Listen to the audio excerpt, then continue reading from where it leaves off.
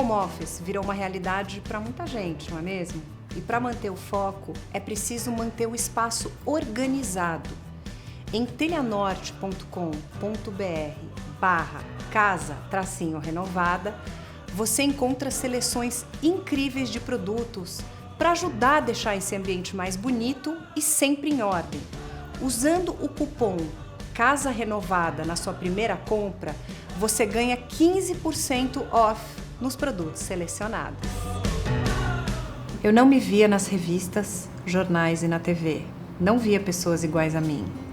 Por isso resolvi me transformar em uma referência para que as pessoas com alguma deficiência pudessem ter alguém para se inspirar. No Amar Maternidade de hoje vamos conversar com a Tabata, que após um acidente se tornou uma pessoa com deficiência. Ela é consultora especialista em inclusão na empresa Talento Incluir e é mãe do Francisco. Hoje ela veio até o programa para contar um pouco mais sobre acessibilidade, inclusão e toda a sua trajetória na maternidade. Tabata, tudo bem? Tudo bem, Mari. Tudo Obrigada ótimo. por ter vindo até o programa mesmo. Muito legal poder contar a tua história, né? Que eu sei que vai inspirar outras mulheres, aí você já inspira. Vamos começar falando do teu acidente. Bora? Você sofreu um acidente que mudou tua vida. Completamente. O que aconteceu? Eu sofri um acidente de carro no Réveillon de 2000 para 2001. No dia 31 de dezembro de 2000. Eu tinha 20 anos. Metade da idade que eu tenho hoje, estou com 41. Então posso dizer que metade da minha vida eu andei, metade da minha vida eu rodei, né? Eu estava no banco de trás sem cinto, indo para a praia com amigos, litoral norte, e o carro aquaplanou, pegou uma bolsa d'água ali na Carvalho Pinto, perdeu o controle, rodopiou. O motorista não tinha grandes experiências ao volante, ele freou, o carro deslizou, caiu na ribanceira, capotou. Questão de segundos, bem rápido, bem rápido. Os dois da frente só ficaram com a marca do cinto e eu não tive nenhum arranhão externo, mas quebrei a coluna na altura de T12 e tive uma lesão medular. Na hora que o carro parou, eu já não senti a perna. Eu lembro dos meus amigos perguntando, tá todo mundo bem? Eu lembro de falar, pô, tô bem, mas não tô sentindo a perna. Mas a Rosana desmaiou, né? A preocupação era ela. E depois do acidente, você não entendeu ainda que era uma lesão definitiva. Como é que você lidou quando você descobriu? Jovem, 20 anos, né? Você falou? Ninguém pode dizer que sua lesão é definitiva ou não, enquanto você está em choque medular. Então ainda eu não sabia o que poderia acontecer, se eu ia recuperar algum movimento, se eu ia recuperar a sensibilidade. Do momento que você foi transferida, você continuou não sentindo as suas pernas, mas você foi encaminhada para um hospital onde você realizou exames e ficou internada. Foi, na verdade, desde então eu não sinto a perna. Eu quebrei a coluna, tive uma lesão medular e eu fui fazer exames para ver a parte óssea. A ressonância era para ver a parte de tecidos moles, a medula, tomografia e raio-x para ver a parte óssea. A parte óssea estava bem comprometida e a medula bem esmagadinha. Então, na hora, eu já não passava informação do cérebro para os dedos dos pés, para a perna. Aí eu tive perda de sensibilidade de movimento na hora, desde então. Mas existe um período de choque medular, a gente não sabe o quanto que a gente pode recuperar de movimento e de sensibilidade, nem o médico pode o prognóstico, afirmar, né, o tempo. A gente tem que fazer a cirurgia para colocar a coluna, estabilizar a coluna vertebral e o tempo vai te dizer se você vai ganhar ou não movimento. Eu fui me reabilitar na Rede Sara, em Brasília. Sim. E refiz a cirurgia da coluna lá. Então, depois de quanto tempo, Tabata, que você refez a cirurgia da coluna? Depois de 7 meses. Então. Mas por que em Brasília?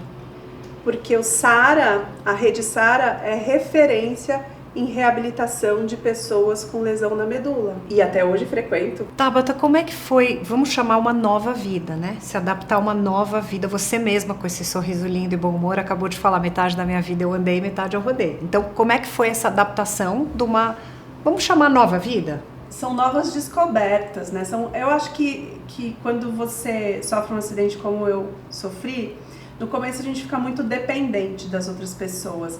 É como se a gente passasse por todas as fases da vida de novo. Então a gente volta a ser um bebê, porque volta a usar fralda, volta a depender de alguém para te ajudar no banho, para te ajudar a fazer as atividades cotidianas. Depois você vai aprendendo, né? No meu caso, eu tive que aprender a passar sonda, esvaziar a bexiga com cateterismo. Assim eu faço até hoje, é assim o meu jeito de esvaziar a bexiga. E aí você vai deixando de usar, né, a fralda, vai usando um absorvente. E aí depois chega um momento que você fala, tenho sonhos, quero realizar esses sonhos, tenho contas para pagar, preciso trabalhar. E aí você vira gente grande de novo, né? Então é um processo. Você trabalha atualmente numa empresa chamada Talento Incluir e tem um projeto muito bacana de inclusão e acessibilidade. Parabéns por isso. Qual você acha que é a sua missão na vida das pessoas, Tabata? Nossa, olha, que ninguém mais precise esconder sua deficiência para ser aceito. É claro que durante a nossa vida, a vida de uma pessoa com deficiência, em alguns momentos você quer esconder. No meu caso, fica um pouco difícil, né? Porque eu já chego com a cadeira de rodas. Mas acho que minha missão é muito essa. Falar de representatividade e ser representatividade, né? Quando eu voltei ao trabalho, 4 anos depois do meu acidente, demorou. 4 anos impacta muito sua vida social, psicológica e financeira. Afinal de contas, as contas continuam chegando. Sim. Voltar ao trabalho é um grito de liberdade. Eu fui trabalhar fazendo feiras e eventos para a marca de cadeira de rodas que eu usava. E olha que curioso, as pessoas vinham me perguntar se eu era cadeirante mesmo. Ou se eu estava fingindo para vender a cadeira. Por quê? Não era comum a gente ver pessoas com deficiência na linha de frente. Foi, acho que um dos meus primeiros contatos com capacitismo na parte profissional. Então, quando alguém duvida que eu sou cadeirante porque eu tô lá na linha de frente, é porque essa pessoa achou que uma pessoa cadeirante não poderia estar lá. Mas precisa mais oportunidade. Precisa. Na Talento Incluir, a gente trabalha atendendo as empresas que Bom. Precisam contratar pessoas com deficiência. Teve uma época que você sentia que não tinha ninguém que você se identificasse na mídia. E aí você resolveu e teve um feeling que você queria se tornar uma referência no mundo das pessoas com deficiência. Eu queria saber o que te fez tomar essa decisão e como é que foi esse processo. Mari, o maior desafio quando a gente se torna uma pessoa com deficiência, tem muitos desafios, tá? Mas o maior é não se ver. É muito maluco, assim. Eu fui adolescente nos anos 90. Eu também. Então, as revistas que a gente lia, Querida, Capricha, Atrevida, tinha gente com deficiência? Não tinha. Nem gente negra, não tinha. É como se tudo que a gente visse na mídia, na TV, nas revistas, fosse o bonito, certo, adequado, e tudo que fosse diferente daquilo fosse o contrário. Então a gente se sente inadequada, a gente se sente feia, a gente se sente errada. Fora do contexto. Totalmente. E eu tinha certeza absoluta que eu não era errada, não era feia, não era inadequada. E eu queria me ver, eu queria ver pessoas como eu nesses canais de comunicação. E não tinha. Aí eu fui participar de Caça VJ MTV, eu fui me enfiando nas coisas, fui fazer teatro. Porque eu falei assim, tá bom, não tem, então vou ser eu, mas eu quero ver outras pessoas, não quero que seja só eu, entendeu? Que linda. O que você diria que foram as suas maiores dificuldades que você já enfrentou? O capacitismo, que é a discriminação direcionada à pessoa por causa da sua deficiência. Então, eu fui fazer teatro. E aí eu fui estudar teatro. Eu resolvi ser atriz, ser só atriz. Meus amigos atores faziam muito mais testes do que eu, consequentemente pegavam muito mais trabalhos do que eu. E aí eu falei assim, cara, é por causa da cadeira, é por causa da deficiência. Eu comecei a mandar meus materiais para os castings e comecei a omitir a minha deficiência para poder fazer teste. Eu falei, porque eu precisava pagar a conta, eu precisava trabalhar. E aí eu comecei a ser chamada para os testes. Obviamente, essa omissão não se sustentava, né? Porque eu já chegava de cadeira de rodas. E aí as pessoas tinham que me carregar quando não tinha acessibilidade.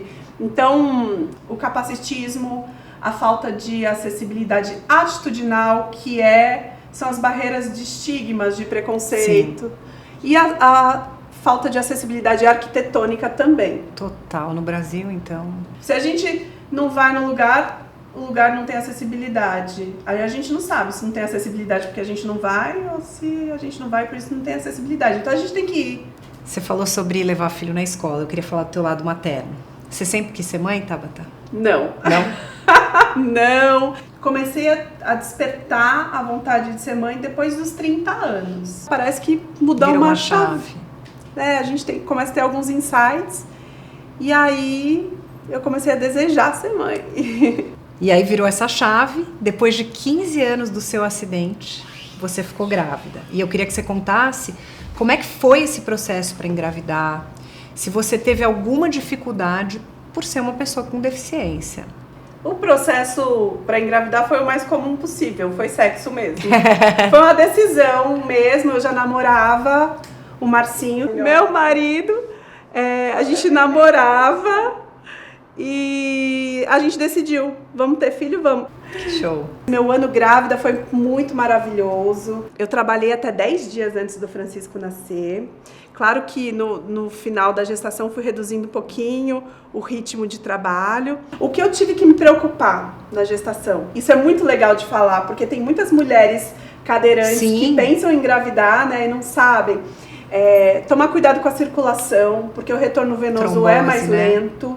É muito comum mulheres terem trombose na gestação, mulheres cadeirantes ainda mais, então eu usei a meia de compressão e eu me auto-aplicava injeções de Clexane. Outro cuidado foi com a bexiga, porque eu uso sonda, eu sou mais suscetível a infecções urinárias e é a maior causa de aborto em mulheres gestantes, principalmente cadeirantes. Então eu tive que tomar um comprimidinho de antibiótico diariamente até o final da gestação, de forma profilática para evitar infecções urinárias. Você teve um parto programado, uma cesárea com uma anestesia, porque você já não sente, né, aqui. Então eu só tô curiosa, se você não quiser falar, não precisa, mas... Não, é super importante a gente falar disso, né, porque...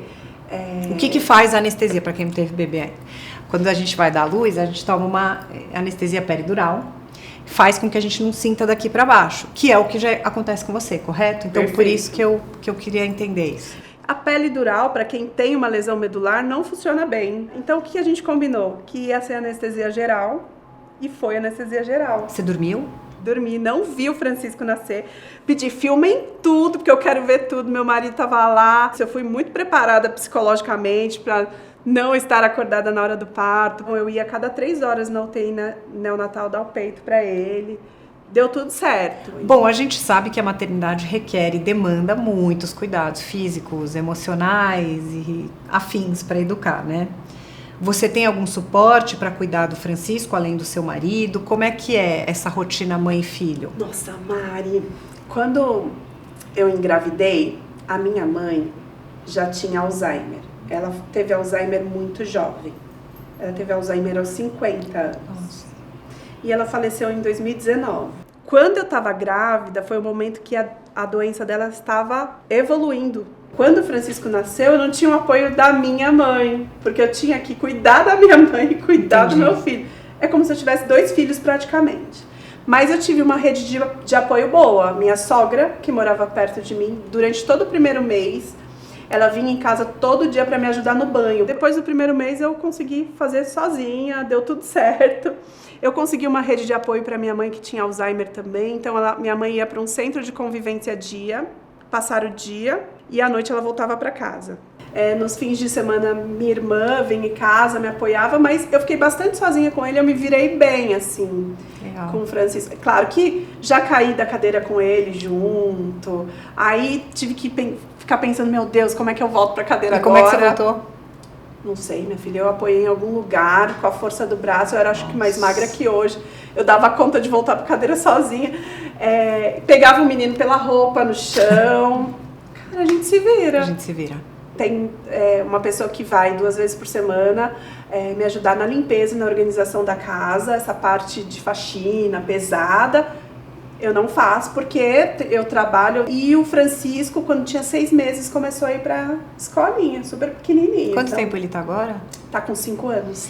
Tabata, quais foram as maiores dificuldades que você enfrentou até aqui na maternidade, sendo uma pessoa com deficiência? Acabou de contar que vocês já caíram. As maiores dificuldades não são ser mãe com deficiência, é ser mãe.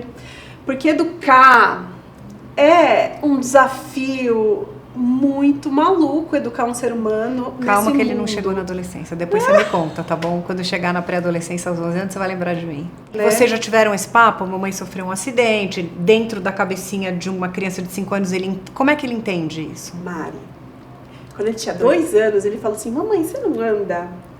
Aí eu falei, mamãe, anda? Não, mamãe, com os pezinhos. Aí eu falei, filha, a mamãe anda com as rodinhas, você não tá vendo? Você anda com os pezinhos, a mamãe com as rodinhas. Ah, tá bom, e foi brincar. Eu tô trabalhando muito remotamente, então as palestras que eu dava presencialmente estão sendo feitas de forma remota. Alguém perguntou, porque eu era cadeirante outro dia, ele falou assim, porque ela sofreu um acidente de carro e ela tava sem cinto e ela quebrou a coluna. Eu falei assim, não. Meu filho, mas como você sabe disso? Ué, mamãe, todo dia você fala na sua live. Que lindo. Gente, que lindo. Não. Tabata, você é pura luz, né? Você chegou aqui e acendeu a luz, né? Você é uma pessoa de muita positividade, alto astral, tá sempre com esse sorriso no rosto. Assim, um exemplo e uma lição de vida mesmo, né? Pra gente não reclamar. Você fez da tua vida uma história linda de contar, com todas as dificuldades, porque aqui a gente não vai florear o que é difícil. O que você gostaria de dizer para tanta gente que está assistindo a gente em relação à importância da inclusão das pessoas com deficiência na sociedade, Tabata? Mari, eu vou falar para você que eu reclamo também.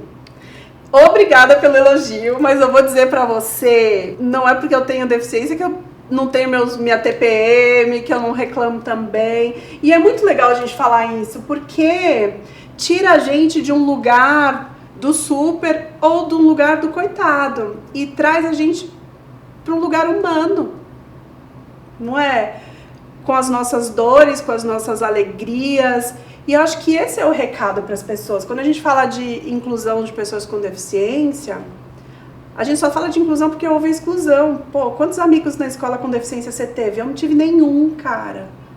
Então, quando a gente conhece alguém com deficiência e vê a pessoa fazendo coisas que a gente nem imaginava que a pessoa faria, a gente acha que, nossa, que demais. E não é só a vida da pessoa. Uma boa dica para quem está assistindo a gente, seguir, consumir conteúdo criado por pessoas com deficiência. Tem um monte de gente bacana para seguir aí nas redes. Tem um monte. A gente, infelizmente, ainda não ocupa a bancada de um jornal. A gente, infelizmente, ainda não está apresentando um programa de TV. Mas a gente chega lá. A gente precisa de oportunidade. Tabata, depois dessa história, né, de garra, resiliência, superação, tudo que você enfrentou, porque imagina, 20 anos no auge, você ouviu, olha, você não vai andar. Não dá nem pra fazer juízo de valor disso. Consigo fazer do que eu tô vendo agora, que é essa mulher linda, cheia de garra, resiliência. O que significa amor pra você? É o segredo de tudo. Não dá pra você trabalhar numa profissão se você não amar, se não gostar. Não dá pra você se relacionar com pessoas que você não ama, né? As escolhas que a gente faz na nossa vida, elas têm que ser baseadas no amor. Senão, não tem sentido. Não faz sentido. Eu acho que o amor é o único caminho. Gente, Tabata, a única coisa que eu consigo pensar agora é que você é pura luz. Fora tudo que eu já falei, então eu queria te agradecer. Eu que agradeço. Olha, queria, assim, desejar muita sorte pra você, pro seu marido, pro Francisco. Tenho certeza que ele é um menino de muita sorte, tem uma mãe tão maravilhosa como você, viu? E, assim, que o nosso programa ajude a dar mais visibilidade e espaço, porque essa tua luta é linda, você é uma pessoa linda. Esse é meu livro, Da Minha História com a Vitória. Espero que você goste. Opa, obrigada. E quero te agradecer muito, muito, muito mesmo, tá? Dizer que você é uma pessoa linda. Obrigada Mari. Mesmo, tá? Olha, tem até autógrafo. Valeu. Se você tem uma história de amor ou maternidade para compartilhar, escreve pra gente no amarmaternidade@gmail.com. Por hora só gravamos em São Paulo, então se você for daqui, deixa o teu telefone para facilitar o nosso contato com vocês. Estamos em todas as redes sociais e fazemos esse programa com amor para vocês. Ficou muito fácil se inscrever no canal. Você faz um login, inscrever-se, tá inscrito. Tô te esperando no próximo programa. Tchau!